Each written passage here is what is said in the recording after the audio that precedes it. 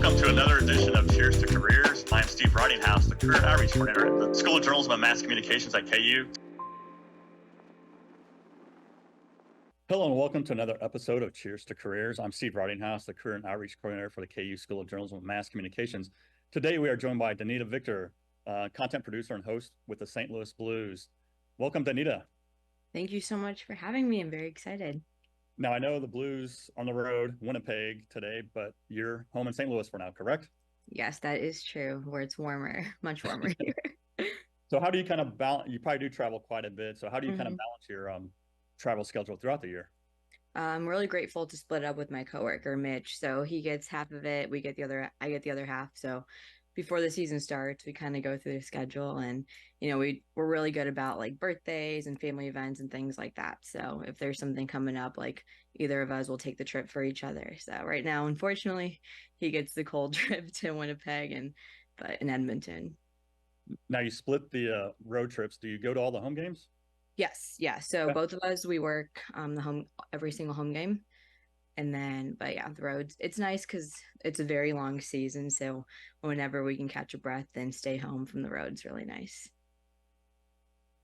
Now, how have you been always pretty well versed in hockey, or is that something you've had to learn with the position? Because you are from St. Louis, correct? Yes, yeah. Okay. St. Louis, they love hockey, but going into this job, I wasn't that well versed in hockey. Like I knew the basics, but really the history, especially with the Blues and things like that, took me my first year to really like engulf myself in the sport. And I mean, I'm still learning every single day. There's some different terminology and different rules and little things like that. But yeah, I didn't know that much, but I'm really grateful with the people I work around with and my boss too, letting me like have that first year to absorb myself into it. And when I first started, it was still a COVID year. So there was a bunch of limitations. So I wasn't really fully engulfed into what my position is now. So it really helped me kind of take that time to really learn the game. And as your role as content producer and host, do you have quite a bit creative freedom, or is there somebody kind of directing you the way to go, or are you getting more freedom as you get deeper in the position? I think it's a little bit of both. Something my boss and everyone else I work around with, they always love hearing ideas and trying new things. And usually it's always a yes, unless it's something too outlandish. But the more creativity, the better. Trying new things kind of helps us see what works and what doesn't. There are some things that before our group started and all got hired, we still did the same things. But there are some new things that we've developed and put in there. But it's really nice to kind of bounce the ideas off. Like every week, we'll have a content meeting from our video side and our social media side. So like we're always bouncing off new things and like, especially because the roster is always changing. There's always new things coming up. So there's always like new ways to add into things. So it's fun. Is there one creative idea that you're proud of or you're willing to share that was all yours? Yes, the most recent one. It was a Valentine's Day video. I don't know if you saw it, but we basically I cut out these cheesy Valentines of players with some really cheesy sayings on them, and we had one of our guys with probably one of the bigger personalities on our team hand them out during a practice day, and these guys were so thrown off because they're literally pieces of paper with random guys' faces on there with really cheesy sayings, and it's like pink and red cutouts, and so it's like he's just handing them out to the entire locker room. And if you haven't seen it, you definitely should because it's a good one. I'm very proud of it. So how much content are you producing on game days? Does it vary? A lot. Yeah, it does vary, but especially a home game day, it's easier because we have a bigger crew rather than being on the road. So home, they'll always have practice in the morning, kind of like a little like run through where we'll get coach media, player availability media, and we'll do a game day report. I'm sure you've seen on social media like that. Our social teams also, they always have constant things teeing up game times and other little posts going out throughout the day. Something we try to be cognizant of is if a family is in town, especially we have a lot of players from out of state and out of the country. So if their parents or their family members are in town, we try to get their parents mic'd up or things like that. So we have something out there. But I feel like on game days, there's a lot more going out. So with the home games, how big is your crew? So in our department, Blue Note Productions, we have we have 2 motion graphic designers, and then we have 4 or 5 video producers, and then we have a couple game day interns too. So we have a pretty decent big crew. We've recently been growing, which is really nice from when we first started.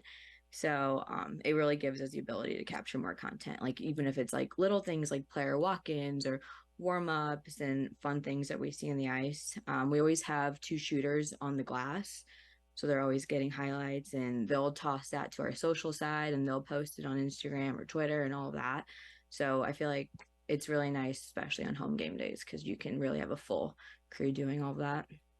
And for those game day reports you had talked about, how much prep and research is involved with that?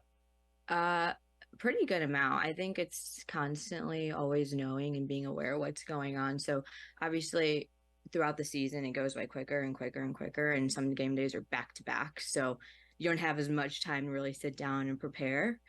But I think just being able to be well versed and just know constantly what's going on, and I'm pretty much around the team a lot. I go to all the practices as well, so I'm constantly kind of seeing what's going on, and if we have a trade or a call up and little things like that, it's like, okay, what do I need to know about that? What do I need to know about this? And if there's an upcoming milestone and little things like that, I just kind of have to be cognizant of it. But we have also have a really good PR team who they're always constantly updating stats and notes and little milestones and tidbits. So it's really a big hands-on thing too. So like everyone's always in the know, which is really nice.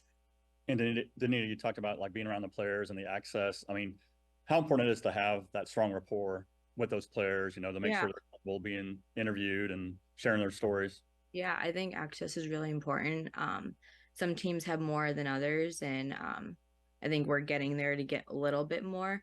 But like I said, I started in that COVID year, so the locker room was closed. We only had players come up into the media room, select players, so I wasn't really getting that interaction.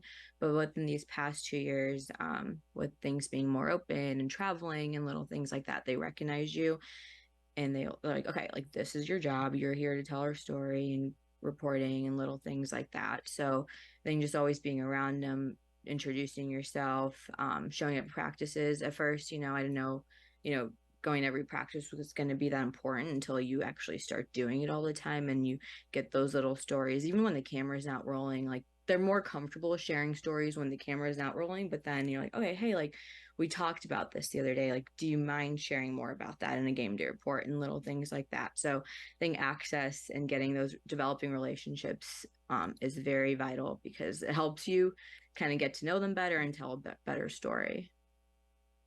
Obviously, you do a lot with video and technology. Mm-hmm. Did you feel pretty prepared from that end? I mean, coming from KU, or are you still kind of learning as you go, or Still how's that learning as process? I go for sure.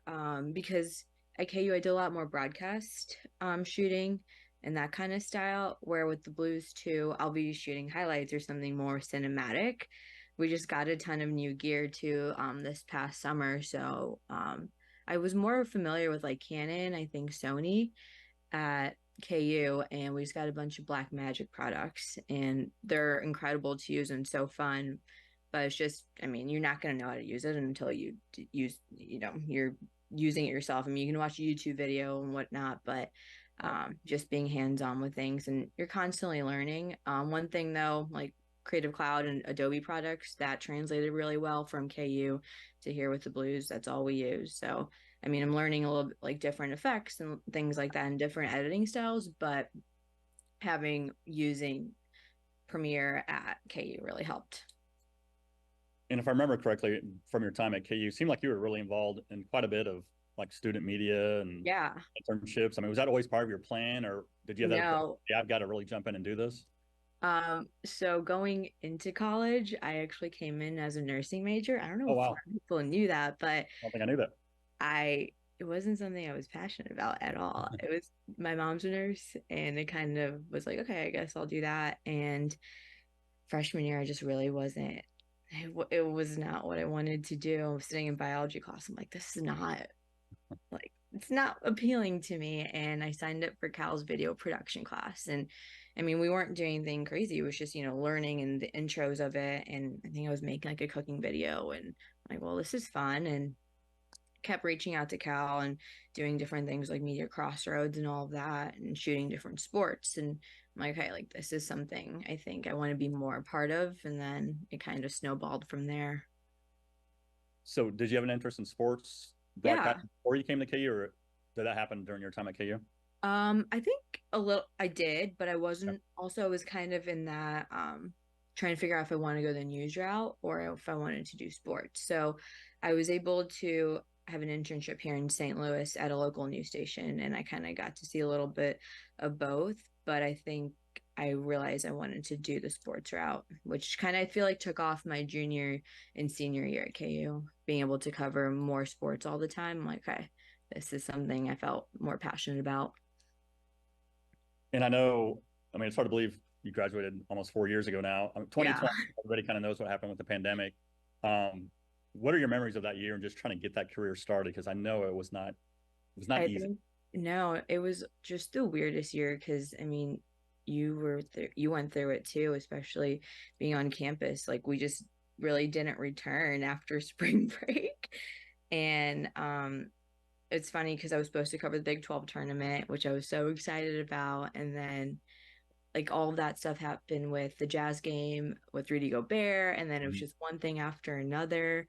And then I was, driving to KC to go cover the game, and then we get the news that everything's basically shut down, the tournament's canceled, and then yeah, it was tough because we all went home after that. Everything went virtual, and especially going into an industry with sports, and sports not being a thing was really hard. Moved back to St. Louis after graduation for a little bit to kind of figure out what to do, but yeah, it was definitely a tough time, and I think the biggest thing, you just have to be persistent and apply to anything and everything at that point. I know being persistent, great point. So did the Blues recruit you, or did you apply for a position, or how did that come about? Yeah, I applied. So during that time, so when I was home in St. Louis, I was nannying, and then I was just applying to anything and everything I could find. I was applying for something through Turner at the same time that the Blues jobs opened up, and there was a couple of them. The girl who had my position got a job with the broadcast side for the Vegas Golden Knights. So she was moving out of there. And so that opened up for me. I think I sent my resume to Matt Gardner, Yeah. who's a KU alum. And there was someone else who also had a connection with someone with the Blues. So just sending my resume to anyone and everyone with any connection. And then the Blues reached out to me, had a couple interviews, and I'm like, okay, I think I want this. I'm just very happy for where I am right now in my career. Did you ever plan on working professionally in your hometown? Was that part of your plan? No, no, not at all. I think it was COVID that really, I mean, and nowhere else to go. I mean, the world was basically shut down. All I had could do was really come back home.